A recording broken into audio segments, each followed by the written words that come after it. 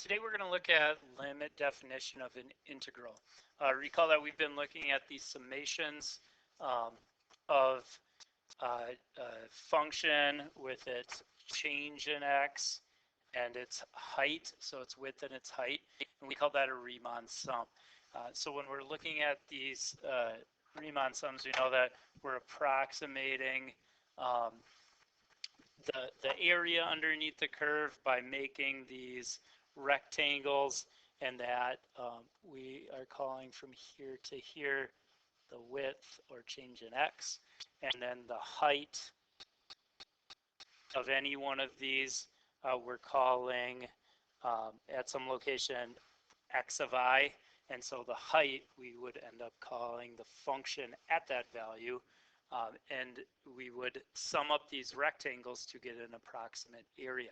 We've also talked about that if you find an integral, that would find the exact area under that curve. Well, there's a way to kind of link those, which we're going to look at today, and that's if we took the limit as the number of rectangles went to infinity of all these rectangles, then it would equal the same thing as our integral from a to b.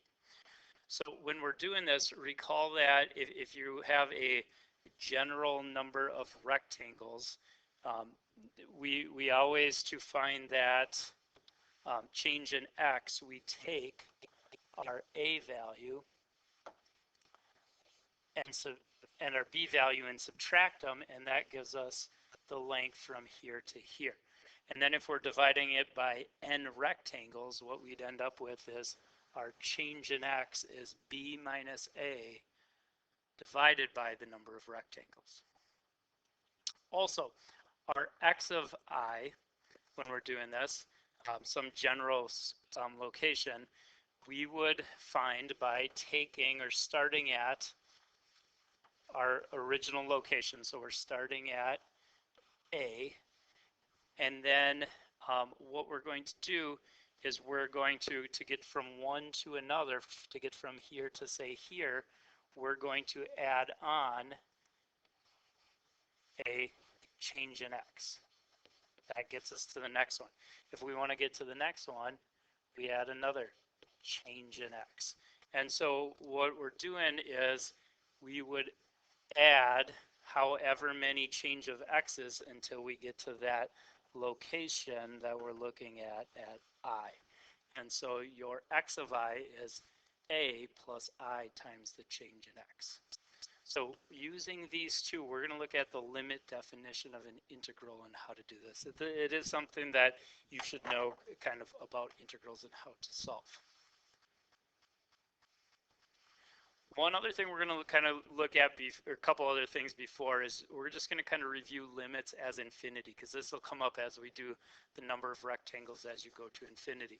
So recall from early on when we looked at limits with infinity, if you have the limit of infinity of 1 over n, well, 1 over infinity gets very small. If we look at the graph of 1 over n, that looks like this. So as we come out here to the right, that's getting closer and closer to 0.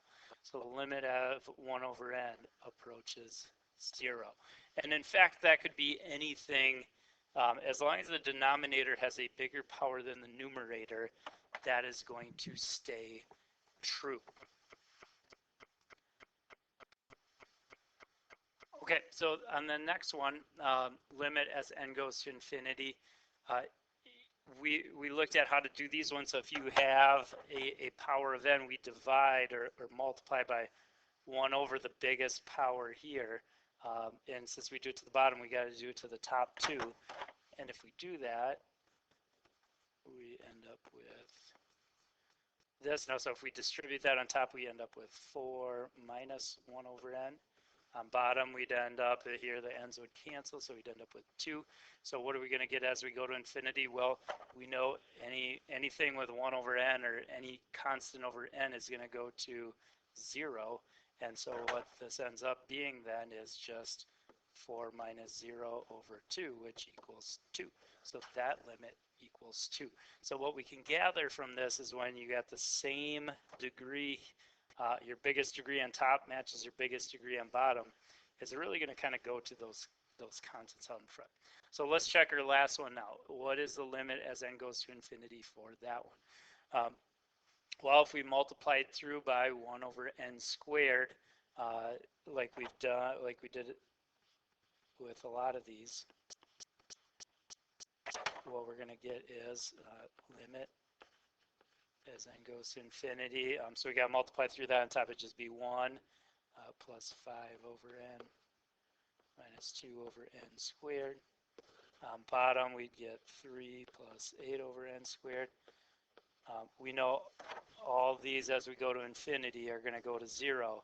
And so if those all go to 0, this is going to equal 1/3. So that was kind of a quick review on some of those that we had done.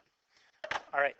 One other thing we're going to need as we do these limit definition of derivatives, or integrals, is what you end up getting when you look at taking the summation of things with I in it. So if you are doing the summation as you go to from 1 to n of I, it'll end up equaling this. So anytime that you're adding a bunch of things where you're putting this number in from 1 all the way to this number, it'll end up equaling what's there. So for an example, if you were doing the summation of I from 1 to, say, 5 of just I here, that would be putting in all the numbers from 1 to 5 and adding them up. So what this would end up equaling is it'd just be, if you put 1 in, that'd be 1. If you put the next number, that'd be 2. If you put the next number in, it'd be 3. Put the next number in, it'd be 4. If you put the next number in, it'd be 5. And there we'd stop because that's 5. Well, if you add all those numbers up, that's 9, 3, 12 is 15 is the answer. You get the same thing as if you just use this little formula over here, and it works for anything you would put in for this top number. So just to show you here, if we put 5 in place of this n and a 5 in place of here and simplify this, this should also give us 15. And if you check it, you do get 30 over 2, which is 15. So it's a little formula that will take and deliver to you whatever you would get if you'd go through and do that summation. And these are the formulas of what you'd get if you had either I squared or I to the 3rd power in there. Okay, so those are kind of given. They're known to you. It's not something you would need to remember, but it gives you a starting point to do these.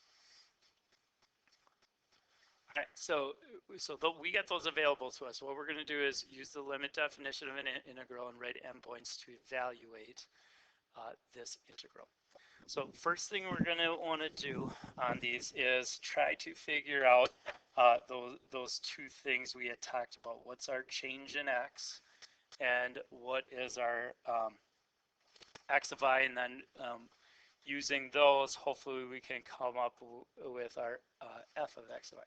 So let's start with change in x. Change in x is b minus a over n. So on this one, our a is going to be 0, our b is going to be 3, and so what we're going to end up with here is 3 minus 0 over n, which equals 3 over n. So that's our change in x. Okay, next we want to find what is our x of I going to be. And x of I is our starting point, which is a, plus our change in x, however many times we need to get to the end, so times I. That'll give us the x of I value. So what we have here is our a value, again, over here is 0. So we get 0 plus I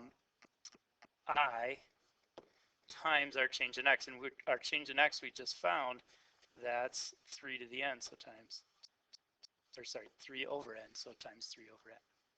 And if we simplify that, that would end up being 0 plus something's not going to change it, so it would just be 3I over n. So that's our x of I. All right, so now to write out our limit, here our limit definition of an integral is as n goes to infinity of the summation of all these rectangles from 1 to n. So as the number of rectangles goes towards infinity, of our height times our width, change in x.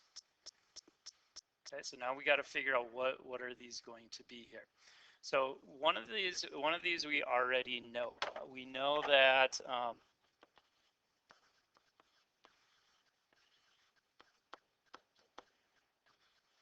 our change in x here we found to be 3 over n. So this is going to be 3 over n.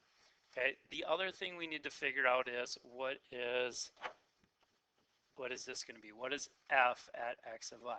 Well, that's our function evaluated at whatever x of I is. Well, we know what x of I is. X of I is, in this problem, 3I over n. So what we got to do is plug that into our function that we're dealing with and figure out what that would be. Here our function is x cubed minus 6x. So what are we going to get if we plug in our x of I value in for that? Well, that would mean that f of x of I is going to be on this problem, whatever we're plugging in here, cubed minus 6 times whatever we're plugging in again. And our x of I value we found is 3I over n.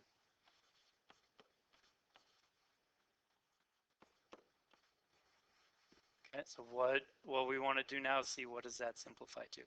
Well, that simplifies to our first one. If we cube that, 3 cubed is going to be 27.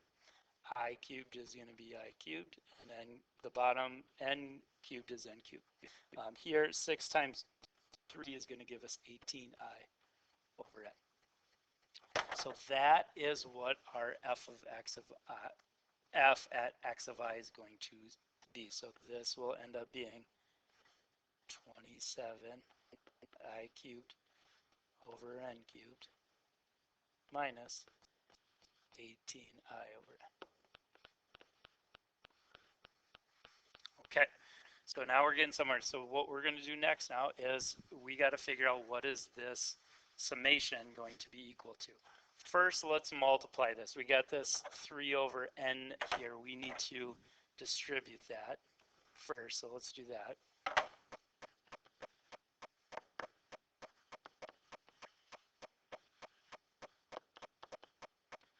So if we multiply that to both, 27 times 3 is going to be 81. And then we're going to have I to the third power times that. And then on bottom, if we multiply our denominators, we're going to end up with n to the fourth power. Minus, if we multiply 18 times 3, that's going to give us 54I over n times n is n squared. Okay, so now we want to keep going here. So in this problem, our variable is I. So what we can do is anything other than I, we can pull out as kind of like a constant here. So I'm going to write this now and split these up. I'm going to split this up as two integrals, or two summations here.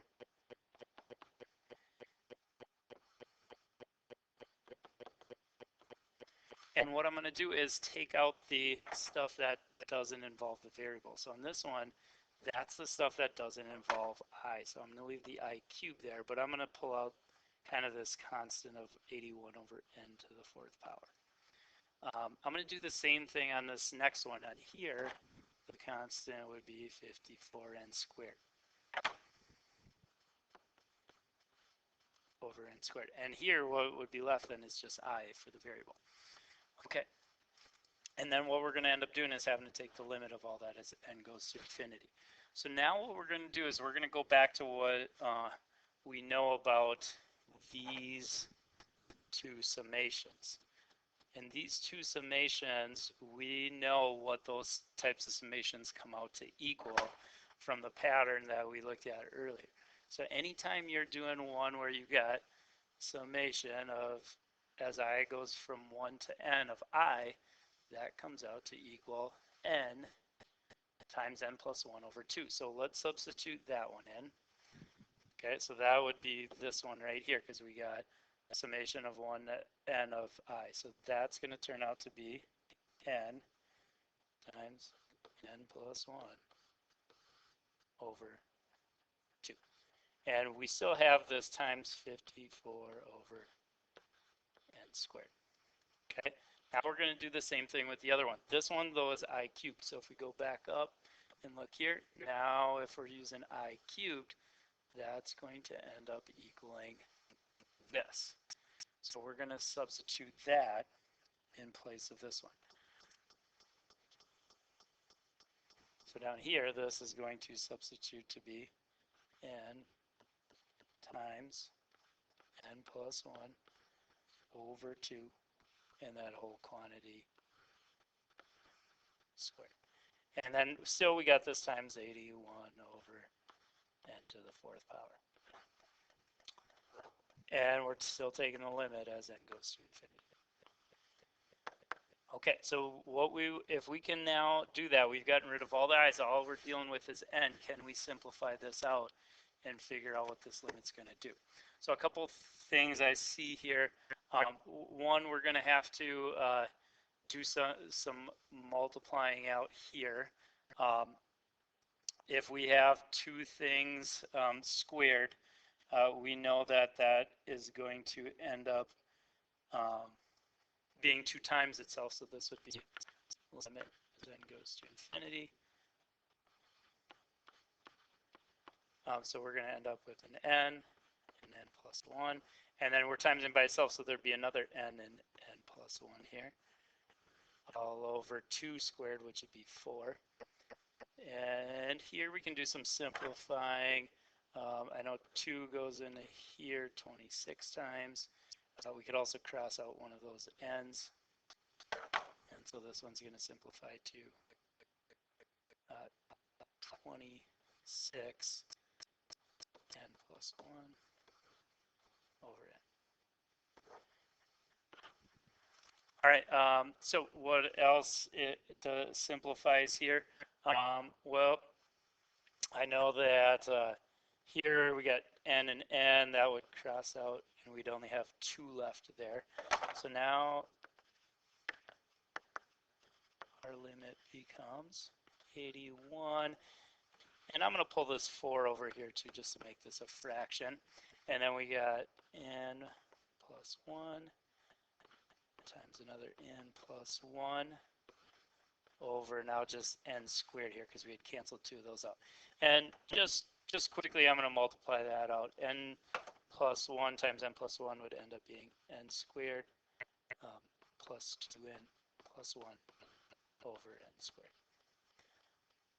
And minus over here, I'm going to do the same thing, just quick distribute. All right, so what is the limit now as n goes to infinity? Well, this is why we looked at those earlier. If we go to infinity now, what do we know this is going to go to? Well, it's going to go to the numbers in front of these. The biggest power is n squared, n squared. So this whole thing, as we go to infinity, should just go to those numbers in front. So that's just going to go to 1. Over here, same thing. This is our biggest power here. This is our biggest power here. So what is this limit going to go to? The numbers in front here. So it'd be 26 and 1, or just 26. So the limit of this is going to be 81/4. Remember, we said this whole thing's going to go to just 1 here, minus this whole thing's going to just go to 26. So now if we simplify that, sorry here, I think, sorry, if we do the 54 divided by 2, that's my bad. That should be 27, not 26. Bad math on my part. Going a little too fast here. This should be 27, 27. This would also be 27, 27.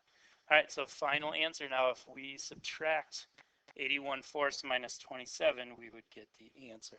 And I believe if you subtract those, you get negative 27/4 for an exact answer, or I guess is exactly equal to negative 6.75.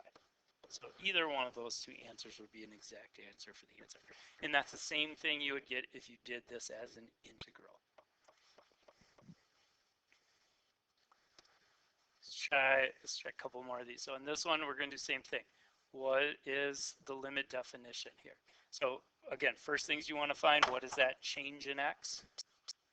Change in x is b minus a over n. So on this one, our a is 1, our b is 3. So we get 3 minus 1 over n, which would end up being 2 over n. Okay, so that's our change in x. Next thing, what is x of I going to be? That's going to be your starting point a plus your change in x times however many places you're going over here. So this one's going to calculate out to be, our starting point is 1 plus I times our change in x, we know from right up here, ends up being 2 over n.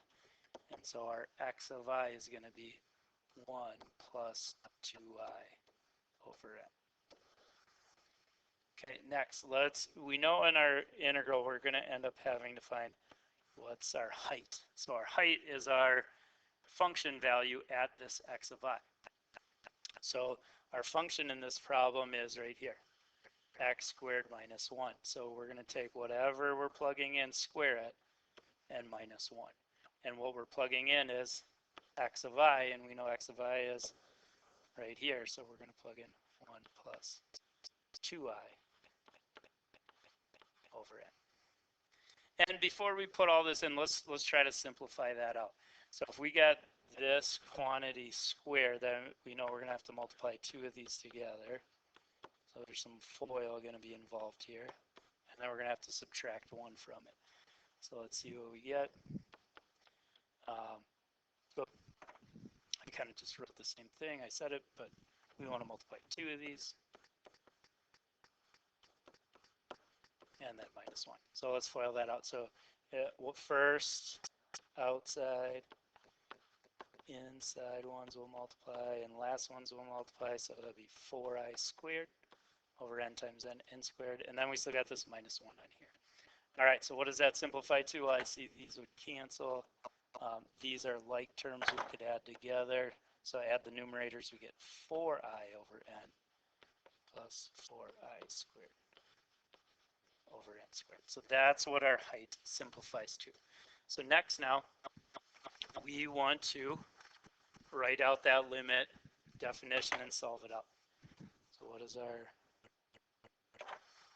limit going to be? So we got limit, that's number of rectangles goes to infinity, of the summation from 1 to n of our height times our width. Okay, so what does our height end up being? We just found this ends up being our height.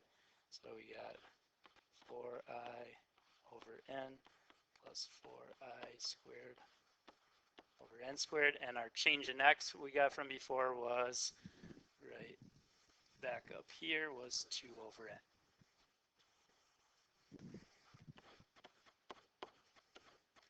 And then we're still doing all our summation stuff. And you should keep writing this through until we've actually done. All right, next. Now, like we did in the last problem, we're going to need to distribute here to simplify this. So if we do that, we're going to get 8I over n squared plus 8I squared over n to the third power here. Okay, next now, take out the stuff that's not important. Remember our variable's I here, so we're going to take that out. We're going to take that out and see what our limit is here. So we got limit as we go to infinity. I'm going to write these as separate summations now. I'm going to pull out the 8 over n squared. And now we just got the summation here of just I plus, and then I'm pull these constants out times our summation here of I squared. And this is where you can use those patterns that we have up top here. We know any summation of 1 to n of I is going to simplify to this. So we're going to plug that one in. Also, if we got a summation of I squared, which we also have in this problem, that is what it's going to end up equaling out to with depending on whatever n is. So let's go down and make those substitutions now.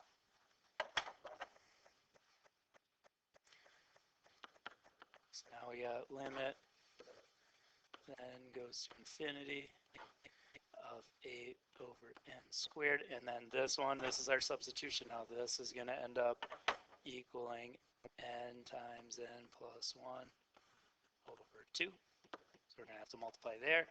Here we got our 8 over n cubed, and then this one is the other one we're substituting in for. When we substitute that pattern in, that one is n times n plus 1 times 2n plus 1 all over 6. All right, so now let's see what we can simplify out here. I said 2, but didn't write a 2 here. This should be 8. Okay, so now what simplifies? N, one of these n's cancels. Also 2 goes into here 4 times. Over here we can do the same thing. This will now be a power of 2. Also 2 goes in here 3 times. It goes in here 4 times. So now our limit simplified here, we got 4 times n plus 1 over n plus, on our other one here, we have 4 times, and I am gonna multiply that out there. I think we're gonna need to see what that ends up being. So if we FOIL that out, that's going to be 2n squared plus n plus 2n plus 1. And I'm going to put this number with our number over here. So over 3, and this is over n squared. All right, so now let's apply our limit. What do we know? What do we know this is going to go to? Well, n and n, what's the number in front? 1 and 1, so that's going to go to 1. So this is going to equal 4 times 1. Plus, here we got 4/3 times whatever this is. Well, here's our biggest power here, n squared, n squared. So what's this one going to go to? 2 over 1, which is just 2. So now if we simplify that, that should be what this one goes to. So we got 4 plus 8/3. And if we add that up, get a common denominator here, like 12/3 plus 8/3. So it looks like this should equal 20/3. That would be the exact area under this curve. All right, let's have you try one a little bit more. See if you can first pause the video on this one and find out your change in x, your x of I, and your function at x of I, your height. All right, hopefully you've had a chance. Let's check out what you did here. Change in x is going to be our b minus a, which is 6 and 2 over n. So we get 4 over n. Our x of I is our starting location plus I times how many change in x's. So here our a is 2 plus I times our change in x we just got from here, 4 over n. And so we're going to end up getting 2 plus 4i over n. So that's our x of I. Now let's find what's our height. What's our function at x of I. Again, if you haven't found this yet, pause the video and try it for yourself first. But here, our function is 7 minus x. So this is going to be 7 minus whatever we're plugging in for x, which would be our x of I here. So it would be 2 plus 4i over n. And let's simplify that before we go through and do all this. So this will be 7. Now you got to be careful here. This is subtraction, so we really should subtract both things here. So minus 2 minus 4i over n, which is going to simplify to 5 minus 4i over n. So that's our height. Okay, hopefully you found all those things. All right, next, see if you can now set up your limit. Now remember, our limit here is as the number of rectangles goes to infinity, you want to do your height times your width. So plug in and see what you come up with. Pause the video and try it. All right, hopefully you've had some time here. We know our heights right there. We just found it. And our change in x in this problem is 4 over n. Okay, so next, now, this shouldn't be infinity. This should be n. Okay, now, see if you can pause the video and go through and simplify all this. All right, let's check it out. You got your height and your width you plugged in. Make sure you distribute there to both, and you should have came up with this. Now take out those constants that aren't involved and put them in front of your summations. And then what you end up with are these two summations here. This one we've seen before. So in that one you should have put in, that was at the top of our screen. That's going to be n times n plus 1 over 2. And then this one, we haven't had this come up yet, where everything goes away and there is no i's. But in that case, if you were just adding up the number of ones from 1 to n, that's just going to end up being 1 added up however many times this is, so that would just equal n. And so that now is our limit. And so now what we want to do is finish solving this one. So to finish that one, here the ends just cancel, so that's just going to be 20.